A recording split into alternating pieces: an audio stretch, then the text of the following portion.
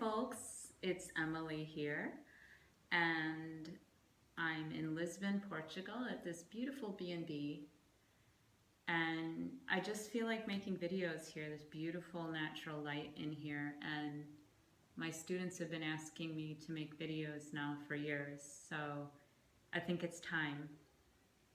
Today I want to make a video about the straight leg jump through, but before I begin with that, I'd like to emphasize the fact that your practice is a lot more to do with the poses and the integrity of the poses themselves than struggling to achieve the perfect jump back or jump through.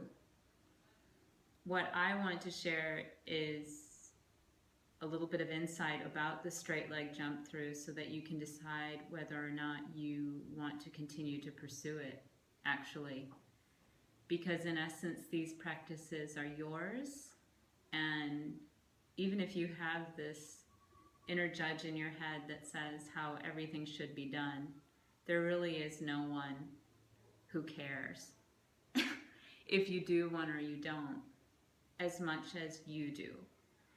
And that said, I think it behooves you to know why you care.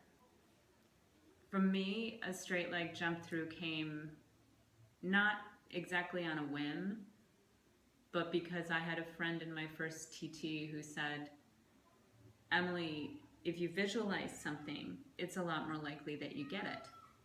And I thought, I'd like to do one of those straight leg jump throughs. And I visualized it. And lo and behold, in that training, I achieved it. There are a lot of things I have not achieved in the practice yet. Admittedly, I don't think I've actually sat down to visualize them the way that I did this technique, so I'll have to do that. But let's stick to the topic and go into the straight leg jump through. Another thing I want to note before I get into it is that it's really, really helpful if you imagine an animal. For me, I imagine the cat. I imagine the cat when I practice yoga in general, because the cat, when domesticated and well-loved, can live up to 20 years. And for its size, its heart rate, its species, that's a long time to live. Not only does it live that long, but as you might notice when you live with one, it can do amazing things at an old age. It can still jump, 5 to 6 times its height above itself to get somewhere. It's sleek, and if you notice its joints, they stay slightly bent. I wouldn't suggest that for every pose and to stick with that dogmatically, but just meditate on the feeling you get when you watch this animal move. Do you see strain in the joints?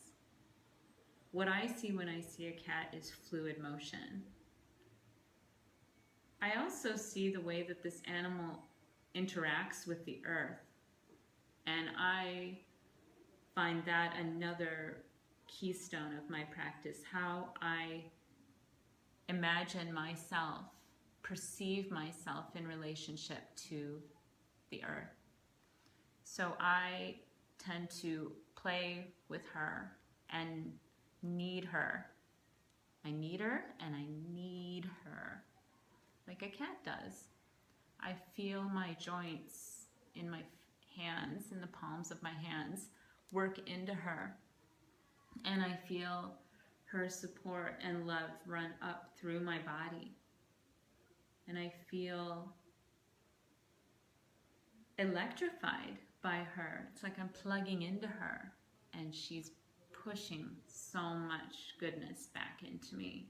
If I lock joints, if I resist, if I try to kind of dominate her instead of play with her, I don't really get that benefit of support and strength and energy running up through my body. So that's another reason why it's nice to meditate on an animal like the cat, because I feel they exemplify what it's like to push into and play on the earth. And with that, I'll show you my straight leg jump through.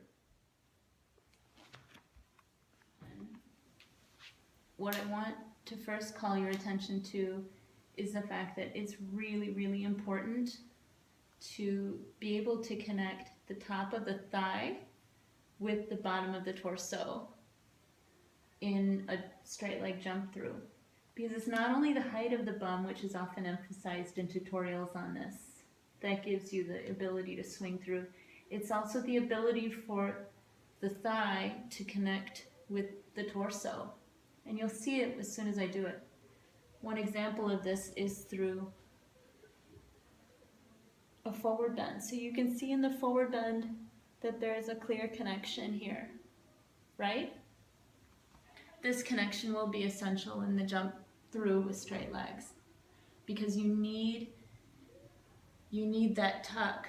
If the feet are lagging behind, the angle won't be right, and then the feet will snag on the floor. You'll see. Probably I'll see if I can work some software in and make this part slow motion so that it's easier to see what happens. And now I take time to coordinate my breath. What I find is really helpful with this, especially when you're starting out and getting it, is to be mindful. So breathing, getting in with the body, into the moment, and then on a deep exhale, at the bottom of the exhale, is when you'll release and actually jump through. So there's an inhale, lifting the bum, exhale, and a bend. I like to bend the knees a little bit, and I like to look where I'm going. Look ahead where you're going. And then inhale, exhale, and jump through. I'll do that again without talking.